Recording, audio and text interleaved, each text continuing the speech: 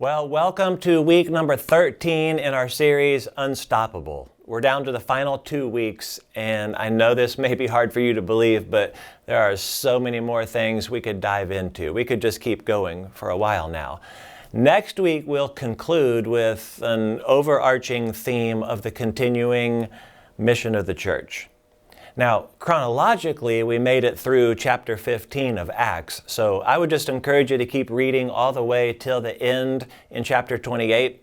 And as I have been doing that, I've been praying, okay, God, we have one more chance to look at something. What do you have for us? And I just kept coming back to the same passage over and over. And it's actually Acts chapter 16, specifically Acts chapter 16, verse 6 through verse 15.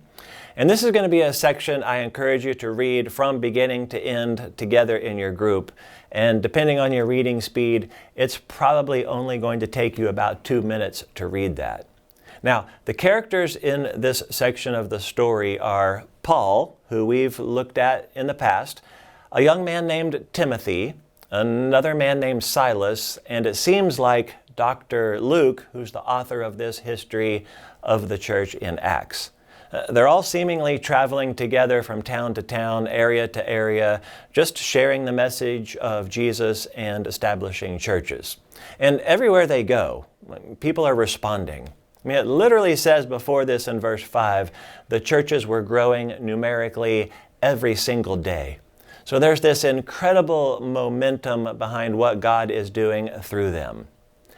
And then you read this interesting section where they had plans to go into new areas where they really believed that they would have a warm welcome, people would be receptive to the gospel. But you read on at least 2 occasions that God stopped them. Now, I spent some significant time on this during the message, but right here in your group, I'm going to choose not to provide you any easy answers or what I think are reasons for what is happening. I think you ought to wrestle with that for yourself. But when they can't go where they want to go, they go to the place that they feel like God is making available to them next. I can't go here. It seems like God is forcing us to go here. And it turns out to be a place that the message of Jesus or the church has not yet reached. It's here in the city of Philippi, they meet a woman. She's not a Jew, it appears, but she seems to know some of the principles about God. Yet she does not know about Jesus. And while Paul is explaining things to her, we read that God opened her heart to be receptive to that message. Again, I spent a significant amount of time talking about this in the message, so I'm not going to give away any of my thoughts here other than to maybe say, I don't think God makes her respond to the message as much as God allows her to understand it so she could see it and accept it at this particular time. And she did. And then she shared it. And she shared it with her family and probably anyone who lived in her house.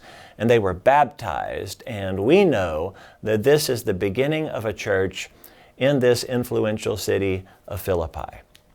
Now, you may not know this unless you're paying extra special attention, but every week I have given a title to the theme. It's always been Unstoppable something, right? Unstoppable mission, unstoppable message, unstoppable grace, unstoppable courage, and so on. This week I've called it Unstoppable Response. See, I think in this short story there are 2 responses in which the gospel and the church will remain unstoppable. And both of them require having a heart that is open to the work that God wants to do. Number 1 is that I'm open to where God wants me to be and what God wants me to do and the people He wants me to do that for.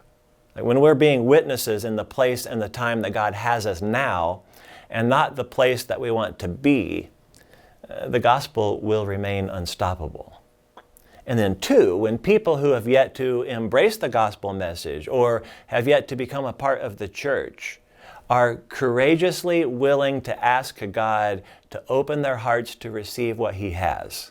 As people respond to God's work in their life and the message explodes in their hearts, obviously the gospel remains unstoppable.